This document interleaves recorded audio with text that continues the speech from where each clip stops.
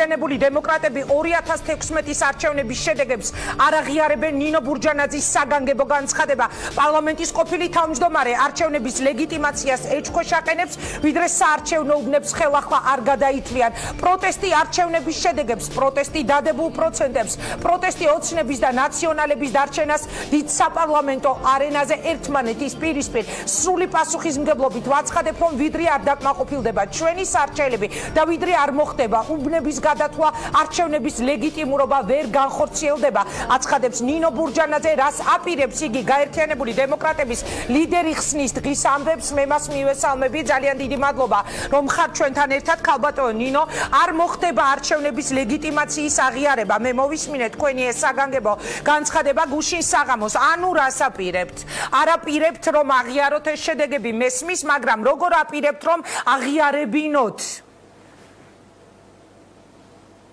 დიდი მადლობა ინგა, მოგესალმებით, მადლობა ეთერში მოწვევისათვის. მე ნამდვილად არ ვაპირებ ვაღიარო ის შედეგები, რომელსაც ნამდვილად ვერ მივიღებ და არ მჯერა ამ შედეგები. სწორედ ამიტომ არის, რომ ჩვენ არაერთი განცხადება, არაერთი საჩივარი გვაქვს გაკეთებული და ვითხოვთ უბნების გახსნას და ვითხოვთ ოქმების გადათვლას. ძალიან მარტივია ინგა ჩვენი დარწმუნება იმაში, რომ ჩვენი პრეტენზიები უსაფუძვლოა. ამას ჭირდება მხოლოდ და მხოლოდ ის, რაც კანონში არის მითითებული და რასაც ჩვენ კანონის მიხედვით ვითხოვთ.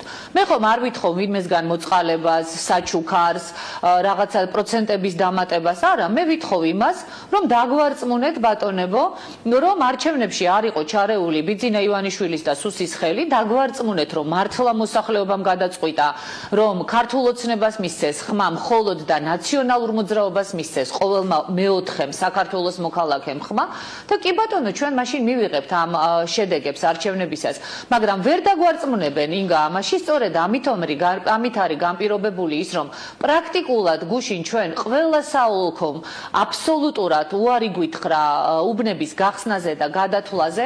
აი მე ვადევნებდი თვალყურს თქვენს ასე ვთქვათ შესავალს გადაცემისა. იქ არის კადრები, როდესაც მე ჩემს ორ თანაგუნდელ ქალბატონთან ერთად ვატარებდი გუშინ ბრიფინგს, სადაც პირდაპირ ქვეს ამ ქალბატონებმა, რომ საბურთალოზე მაგალითად 100%-იანი ალბათობა უნდა ყოფილიყო წესით მინიმალური სამართლიანობა რომ არსებობდეს უბნის გახსნის. საოლქოს თავმჯდომარემ თქვა კიდეც, რომ ის გახსნიდა უბანს, იმიტომ რომ სხვა გამოსავალი არ არსებობდა, მაგრამ სატელეფონო ზარის შემდეგ 5 წუთში მან თავისი პოზიცია შეცვალა და უბნის გახსნაზე უარი თქვა და გადაგვამის სამართალს. ქალბატონო ნინო, მე საბურთალოზე გამარჯვებული ოცნების მაჟორიტარობის კანდიდატი უკვე მიზის სტუდიაში და ის იქნება ჩემი შემდეგი სტუმარი.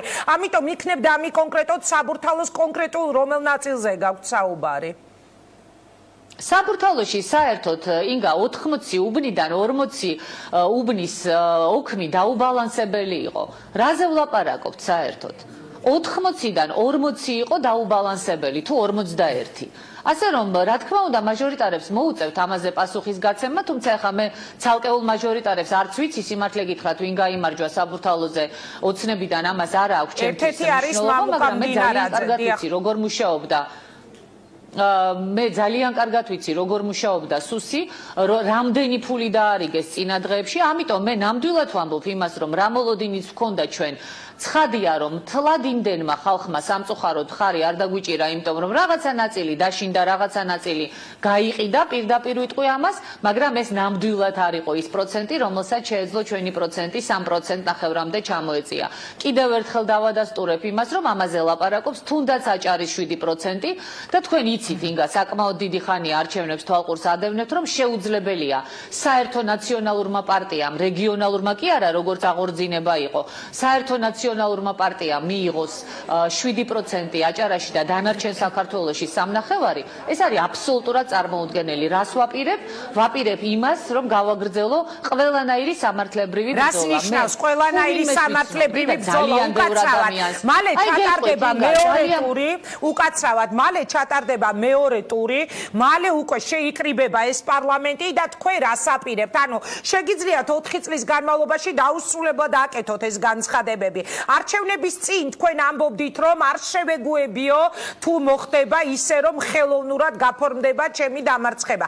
ეხლა ამბობთ, რომ ხელოვნურად ხდება ის, რომ თქვენ რჩებით ბარიერს მიღმა.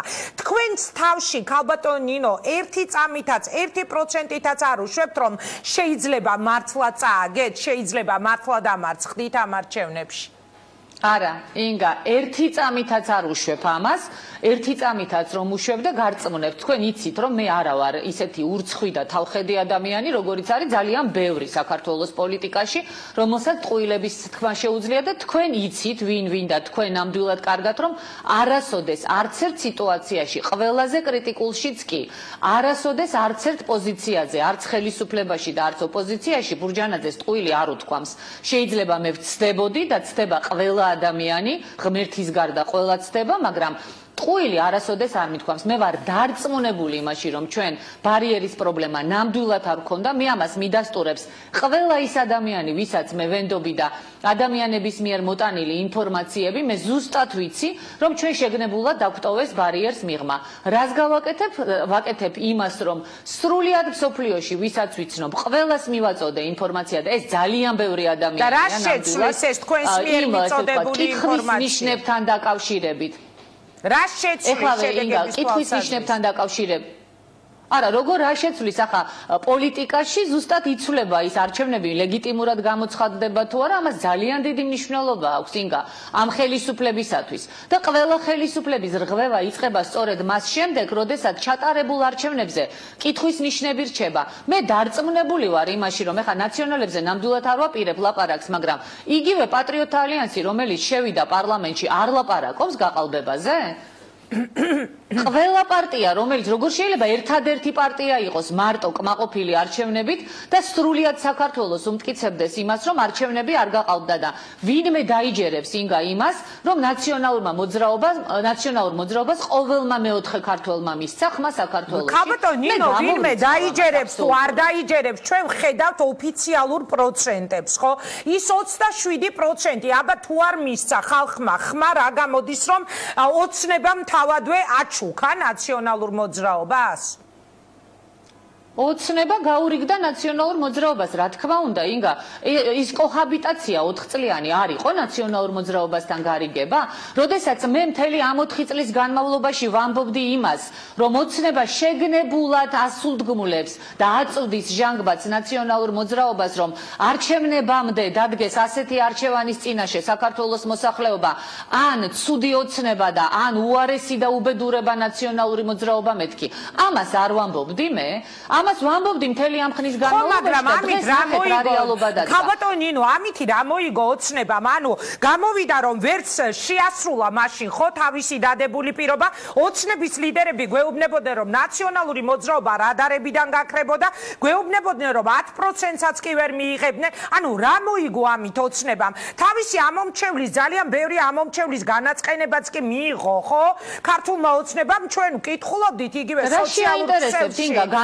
როგორ შეიძლება და 27% აეღო და რატომ ვერ მოახერხეთო თავისივე მხარდამჭერები უყენებდნენ ამ პრეტენზიას ქართულ ოცნებას, რატომ ვერ მოახერხეთ რომ ნაციონალები ძალიან მინიმალური რაოდენობით მაინც შესულიყო? რა მოიგო ამითი სახელისუფლებო გუნდმა? მითხარით მაშინ. არა, იცით რა, ოცნებას რა შეაინტერესებს, რომ დაპირება ვერ შეასრულა რა, ეს ერთი დაპირება ვერ შეასრულა, არც ერთი დაპირება არ შეუსრულებია ოცნებას, არც მოსახლეობისთვის, არც ქვეყნისათვის, არც ტერიტორიული მთლიანობის აღდგენის მიმართულებით, არც ეკონომიკის გაუმჯობესების მიმართულებით, მაგრამ მათთვის მთავარია ხელისუფლებაში დარჩენა და ხელისუფლებაში დარჩნენ, ეხლა საკონსტიტუციო უმრავლესობისათვის იბრძვიან, ამიტომ ეხლა დიდად გული არ აუჩუყდება ოცნებას და ბიძინა ივანიშვილს თუ სოციალურ ქსელში ვინმე დაწერს, რომ რატომ აქვს ნაციონალურ მოძრაობას 27%-ო.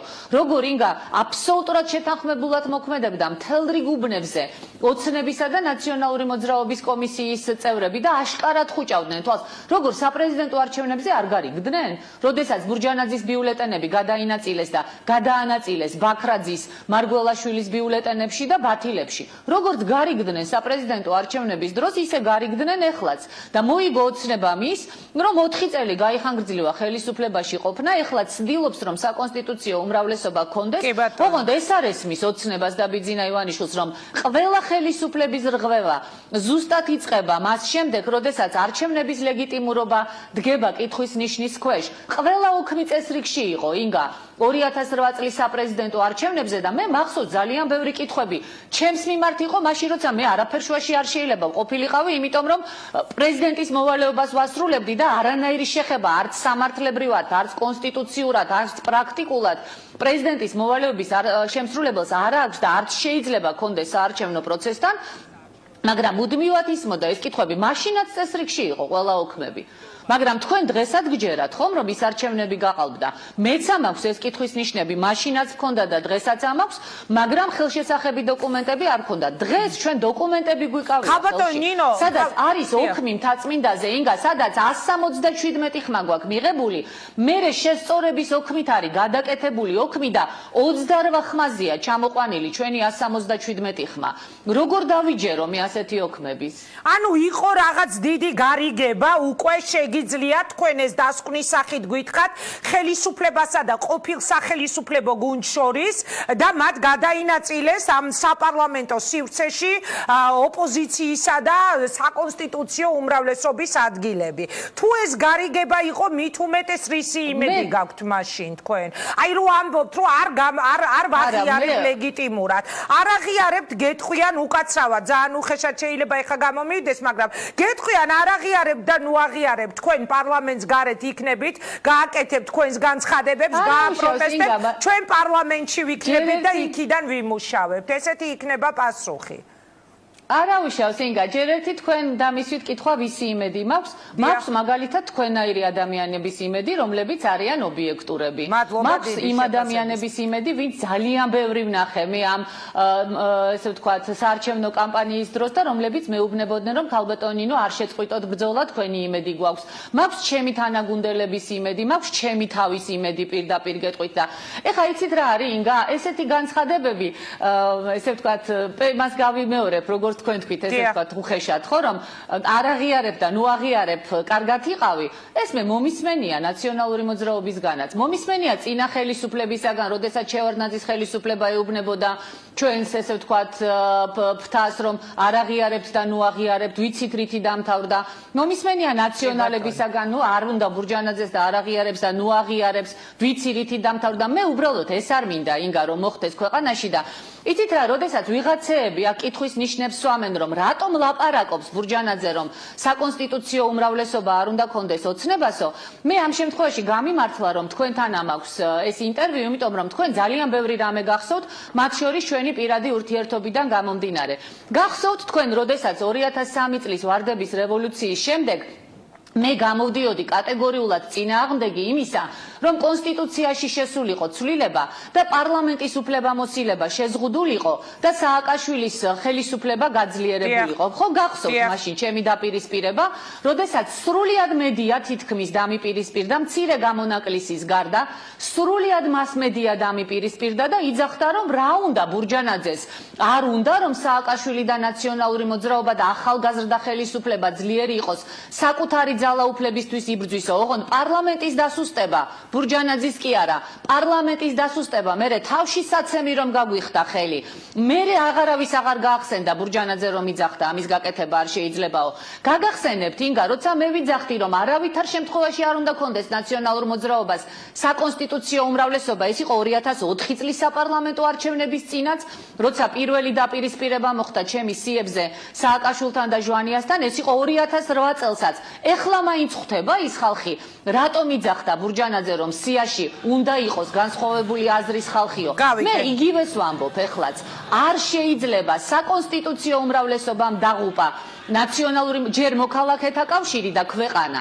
მე საკონსტიტუციო უმრავლესობამ დაღუპა ნაციონალური მოძრაობა და ასევე ქვეყანა და არ მინდა პირდაპირ ვამბობ, რომ ისევ დაიღუპოს ეს ქვეყანა. ოცნებაზე კი არ მიწუხს გული, რომ არ იქადა ოცნებას თმის ბეწვი არ ჩამოუვარდეს, ამ ბიძინა ივანიშვილი არ გაღიზიანდეს და ნერვი არ აეშალოს მეთქი.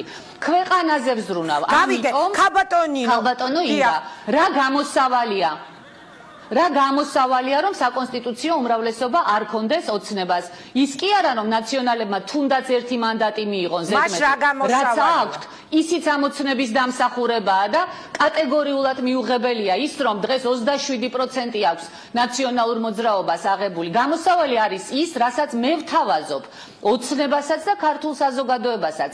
გამოსავალი არის ის, რომ გადაითვალოს საეჭვო უბნები. საეჭვო უბნების გადათვლის შემთხვევაში აუცილებლად აღმოჩნდება ის, რომ მინიმუმ ჩვენს პარტიას აქვს გადალახული ბარიერი და შესაბამისად შეიძლება სხვა პარტიასაც. მაშინ ქართულ ოცნებას უმრავლესობა ვეღარ ექნება, ყველა მაჟორიტარი რომ გაიყვანოს მაინც. კარგი და ძალიან მოკლედ რომ მითხრათ, ანუ მეორე ტურისთვის როგორი არის თქვენი მოწოდება თქვენი ამომრჩევლისთვის? გაჩნდა ეჭვები უკვე, რომ შეიძლება ხელისუფლებაზე განაწყენებულმა, გაბრაზებულმა, გარეთ დარჩენილმა პარტიებმა გადაანაწილონ საკუთარი ხმები უკვე ოცნების საწინააღმდეგოდ. ეს ჩვენ ღიად მოვისმინეთ მაგალითად დავით ბერძენიშვილისგან, როცა მან შედარება გააკეთა, რომ არჩევანი რო იყოსო ყობან არჩემაშვისა და გიგი წერეთელს შორისო, ყობან არჩემაშვილის სასარგებლოდ არ გავაკეთებდი ამ არჩევანსო. თქვენ რას ეუბნებით თქვენს ამომრჩეველს და გადმოვდივარ უკვე სტუდიაში ოცნების ერთ-ერთ ახალ ლიდერთან. ეხა რესპუბლიკელებისაგან ინგა მე ასეთი განცხადება ნამდვილად არ მიკვირს. ისინი ყოველთვის ამჯობინებდნენ ნაციონალურ მოძრაობას, თუნდაც ბურჯანაძესთან თანამშრომლობას. ჩვენი მხრიდან გამორიცხულია. ეხა უბრალოდ თქვენ ჟურნალისტი ხართ და ვალდებული ხართ ეს კითხვა დასვათ, თორემ აღმაშფოთებელიც კია ვინმე კითხვა დასვას იმასთან დაკავშირებით ბურჯანაძე და მისი თანაპარტიელები 26 მაისის პარტია დაუშვებს თუ არა 1%-საც კი იმისას, რომ ვინმე ამ პარტიიდან ნაციონალურ მოძრაობას მისცეს ხმა. რა თქმა უნდა კატეგორიულად არა, მაგრამ გამოსავალი არის, რაც მე მოგახსენეთ, გადათვლა და მეორე ტურამდე არჩევნების კორექტირება და აი შემდეგ მე რა თქმა უნდა შემდეგ ვისაუბროთ. დიდი მადლობა ქალბატონ ნინო, წარმატება მინდა გისურვოთ. მადლობა რომ იყავით ჩვენთან ერთად. მაშასე გაერთიანებული დემოკრატიული მოძრაობის ლიდერი არ აღიარებს არჩევნების შედეგებს. მე მივესალმები უკვე ბატონ მამუკას, მამუკა მდინარაძე, საბურთალოზე ქართული ოცნების პირველივე ტურში გამარჯვებული კანდიდატი.